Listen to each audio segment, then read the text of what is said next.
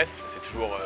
C'est toujours bien de savoir qui pourrait être élu potentiellement. Et puis en particulier, il me semble que François Hollande a tellement déçu pendant son quinquennat qu'a priori, ça va probablement être le candidat de droite qui sera choisi, qui deviendra président. Alors pour tout dire, je suis même militant Les Républicains, donc du coup je suis de très près ce qui se passe et j'irai voter assurément aux 2 tours. De toute façon, moi j'ai décidé de voter à la primaire de la gauche comme la primaire de la droite.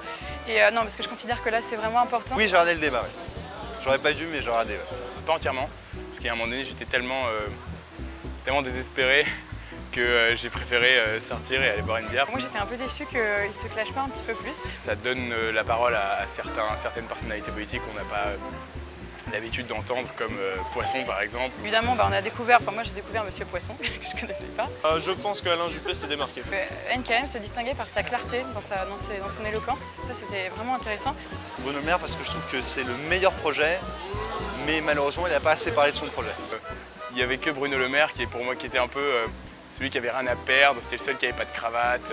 Je pense que la primaire est un bon exercice, oui, parce que ça apporte plus de démocratie dans les partis. Par exemple, l'élection de Trump, c'est un danger qui est arrivé, on peut dire en partie, à cause de la primaire. Elle m'intéresse en particulier parce que j'espère vraiment que Nicolas Sarkozy va surtout pas gagner et se représenter. C'est nécessaire, parce que ça permet réellement de désigner le candidat le plus à même ensuite de remporter le suffrage des Français en mai prochain.